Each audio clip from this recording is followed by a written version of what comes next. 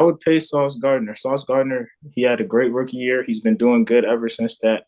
He's a type of DB that he's a top five corner in the league as of now. I feel like with having a top five corner, that just means that you got to pay him because having a top five corner means you could shut off the side of the field. And Greetings and salutations, and welcome to the Odd Coaches Podcast. I'm your host, Dr. Keith Adams, and on today's Top Shelf Tuesday edition, we're going to talk about contracts in the news. Does a boring offseason equal in-season success? Does a exciting offseason equal in-season failure? We'll answer this question and much more with our special guest correspondent as we have a Father's Day edition. Keith Adams Jr., KJ is with us. KJ, how are you doing, sir? I'm doing good. It's great to be here. All right. Shout out to Coach Mike Franchise Francis and AJ Francis. We did a Father's Day episode a few years ago, so Keith and I will take care of this. All right. Washington Commanders. Is this the first crack in the armor of the Washington Commanders? Terry McLaurin deserves a new contract. He's an all-pro. He has played under crazy conditions.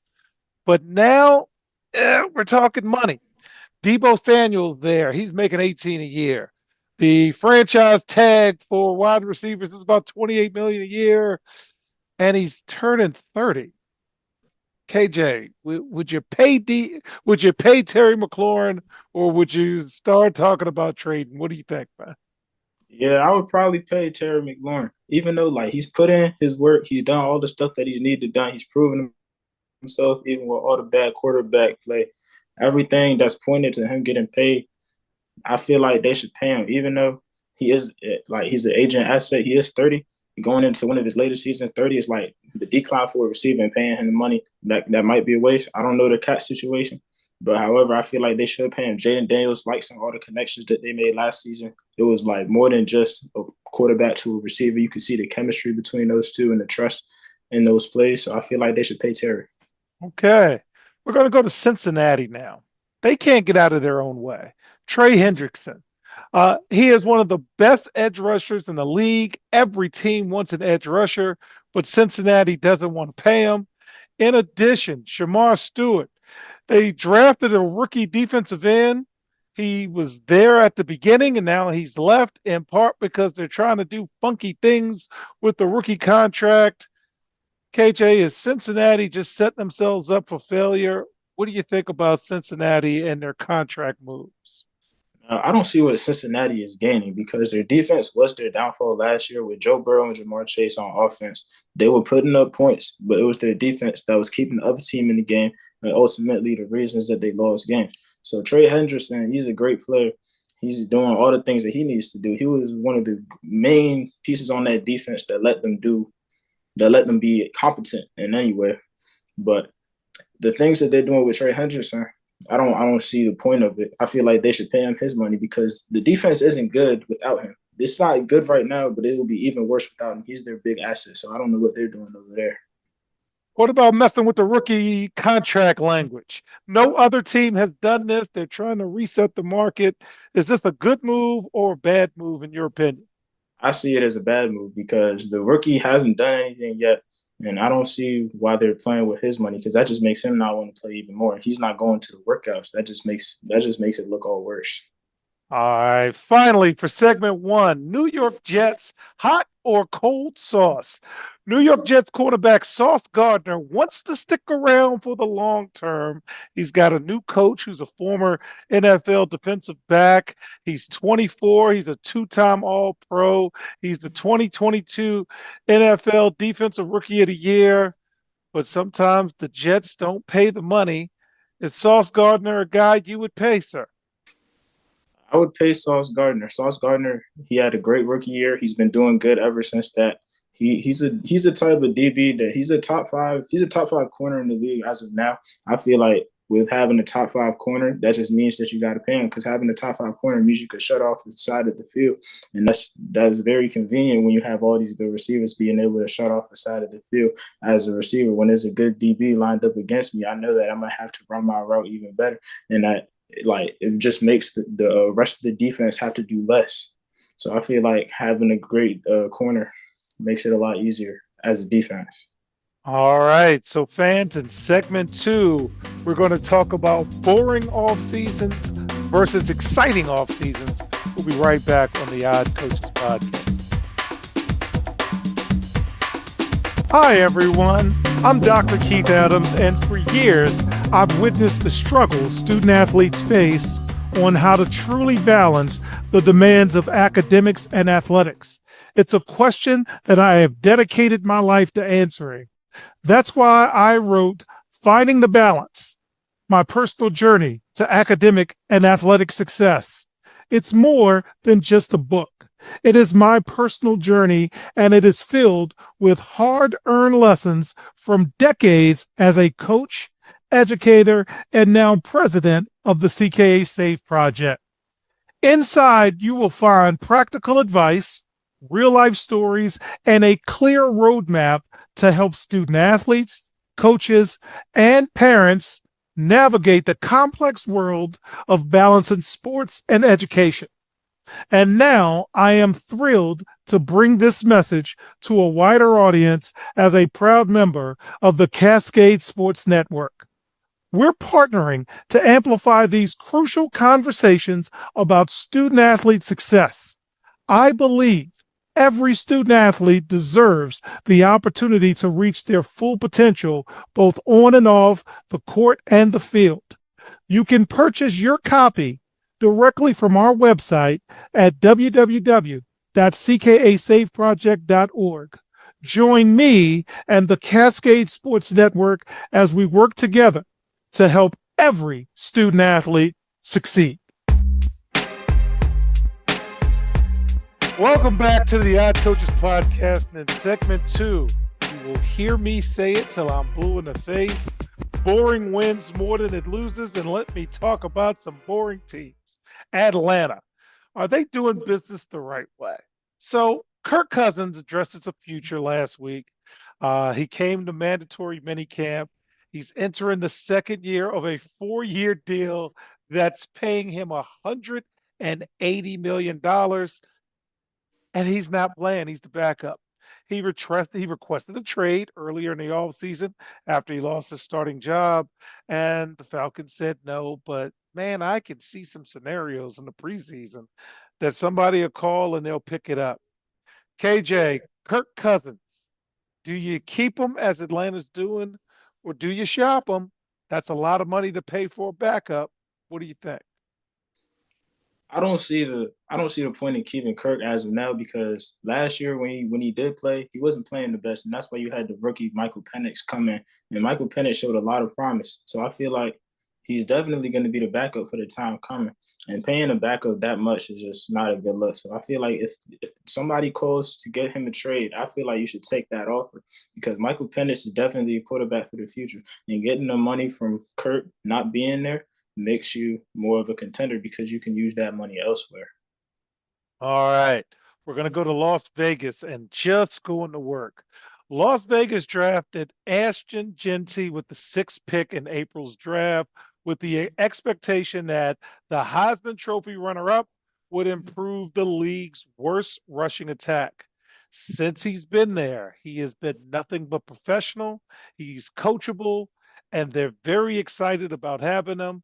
He had a college career that rivals the legendary Barry Sanders, my second favorite running back behind Tony Dorsett. Do you think, Keith, the addition of Ashton Genty is going to help the Raiders and maybe there might be one of the sneaky good teams this year? Yeah, I feel like the addition of Ashton Genty will help the Raiders a lot. I feel like him having the off, like not the off, but the quiet off season is just really great because you're not letting the media dictate anything. You're just doing your work, and then by the time the season comes, you're gonna see how that work is paid off in the long run. So I feel like the Raiders picking up Ashton Genty with the in the first round really early is a great sign that their rushing attack will be better and that they're gonna be a sneaky good team. All right. And finally, this segment Pittsburgh, back to football. Aaron Rodgers is in camp. He's on time. He's paid. He's got his little money. He's married. He and and Coach Mike Tomlin have a wonderful relationship. Do you think this actually can work, Keith? I feel like it could work for a season or two with Aaron Rodgers because Aaron Rodgers, he's not as athletic as he was. He can't move around the pocket like he used to. However, he can still throw the ball and he can still make all the he can make all the throws that he needs to do. And he's an older quarterback with the IQ that he needs to be able to make plays with the ball. The one thing I feel like is he might not be able to just with his age, he might not be able to do like the things that he used to be able to do. Like with the Jets, there were times that he looked good, and there were times that he looked like an old man. So I feel like with the Steelers, you gotta get what you get with this one. You gotta get what you get from Aaron Rodgers. If what you get is good, then that's great for them. If not, then you took the risk, and then you got to move on. All right. So, fans, in segment 3, we talked about boring. Now we're going to talk about exciting and see if exciting doesn't get you what you think it might get you. We'll be right back on the Odd Coaches Podcast. Hi, everyone. Dr. Keith Adams here. And for over 30 years, I've dedicated my life to helping student athletes succeed, not just on the fields and the courts, but in the classroom and beyond. And that's why I founded the CKA Save Project. The CKA Save Project understands that finding the balance between academics and athletics is crucial for long-term success. That's why the CKA Save Project offers a range of programs, including personalized consulting, mentorship, and coming in 2027, our innovative Gap Year Basketball Academy designed to assist both young men and women reach their full potential both on and off the court. I'm incredibly excited to announce that the CK Save Project is now partnering with the Cascade Sports Network. This partnership will allow us the opportunity to amplify our message and reach even more student athletes through the Odd Coaches Podcast and other exciting initiatives. Join the CKA Save Project and the Cascade Sports Network as we empower the next generation of student athletes. Visit CKA on the web at www.ckasaveproject.org to learn more. Let's work together to find the balance and help unlock your potential. Welcome back to the Odd Coaches Podcast. And in segment 3, let's get to excitement. Jacksonville. Everybody looks good in shorts and t-shirts. So Travis Hunter, tremendous talent, truly gifted, has brought a lot of excitement to Jacksonville, but sometimes that youth can get on your nerves. A lot of dancing, a lot of talking, a lot of chatter. There's some that say, let him be him. And there's others that say, that first hit across the middle is going to wake you up. KJ, am I an old man or let him be, man? It's the summertime. Get ready to go. How are you feeling about the feedback on Travis Hunter? So different players have different type of personality. Some players are the dancing type, like Travis Hunter. Some players just like to get their work done and be quiet. Like as we've seen in clips with Brian Thomas Jr. when he's been watching Travis Hunter do all the dancing, he hasn't really been with it. I feel like you just gotta let the player be the player. If the player's performing at the level that you need them to perform, I don't feel like you should tell them anything about their dancing or anything. But if they're performing at a lower level than you expect them to, you got to check them on that. But we haven't seen Travis Hunter play in an actual game, so I feel like you just got to wait and see with that because you can't really tell them to stop doing so. Where you don't know if that affects the way they play or if that's just a part of their character. So I feel like all the media attention that Travis Hunter has brought to Jacksonville is good for the team, good for the promotion of the team, good for everything. However, if Travis Hunter does not live up to the expectations, I feel like you would have to check him on all that and make sure he's locked in for the future. All right. Dallas Cowboys. Hey, Rick, how you doing? That's my big brother. Dak Prescott wants a Super Bowl title. Legacy be damned. So Dak Prescott is entering his 10th season as the Dallas Cowboys quarterback. Only Troy Aikman had a longer run at the position in franchise history, and Troy Aikman and the greatest living American, Roger Staubach, my favorite quarterback, are the only two quarterbacks that have ever won a Super Bowl with the Dallas Cowboys. And young people, go look up Roger Staubach. You want to be that guy, okay? But anyway, Dak Prescott turns 32 next month and is determined to join them, but it doesn't mean he's focused on his legacy. KJ, is Dak Prescott a Super Bowl win or bust guy, or leave him be, got his money, keep it moving? I feel like for that, you kind of do need to win a Super Bowl. All the regular season success you've had, it doesn't mean anything unless you win a Super Bowl. Talking about him being an elite quarterback, before he had an injury, yes, he was an elite quarterback. After the injury, he hasn't been the same with any of that. And he hasn't won. Cowboys haven't been winning games. Before he got hurt, they were winning games in the regular season. They would lose in the postseason. But since he got hurt, they haven't even been winning games. So I feel like before you even get to the Super Bowl talk, you got to win some games first. And first, he has to stay healthy because they have a good surrounding cast. They have a great defense, got some receivers. They can do something this year. However, I just feel like they got to win games first, get to the postseason before they can even talk about Super Bowl. Yeah, it does need to walk before they can run. Finally, in this segment, Kansas City, a nice and quiet off season. We haven't heard about Travis Kelce traveling with his girlfriend. He has dropped some weight. He was 250 last year. Now he looks a lot lighter. He's 36. They got a couple of linemen. Patrick Mahomes hadn't been out, so we hadn't seen him and the dad bod. Do you think they're going to return to prominence, or just might be over for Kansas City? What do you think, KJ? The Chiefs have never had really big all season since they had Patrick Mahomes. They've always been rather quiet. I feel like the Chiefs, they're always a sleeper team. Last year, they were a sleeper team. Nobody really expected them to do what they did, but they just didn't lose games. None of their games were pretty. They weren't blowing anybody out, but they did what they did. They did what they needed to do to win the games that they needed to win. So I feel like Travis Kelce losing weight could be him just not working out, not doing everything, or it could be him really putting in work, and we're going to see a different Travis Kelce than we've really seen. He is getting older, so I feel like that's something you do got to think about. He's not going to be as fast, but you might see him doing more physical things than you've seen him do, more smarter things than you've seen him do in previous years. So I feel like the Chiefs having a really quiet offseason, that's something we're used to seeing. But I feel like the Chiefs could be dangerous like they always are. All right. So as we close, one, we want to wish everybody, especially our Cavalcade of Stars, a very happy Father's Day. I got a chance to spend time with my own pops. Got a chance to spend time with my son. Always good to do. Always good to reflect. KJ, how you feel about your maiden voyage as a featured panelist as opposed to a guest?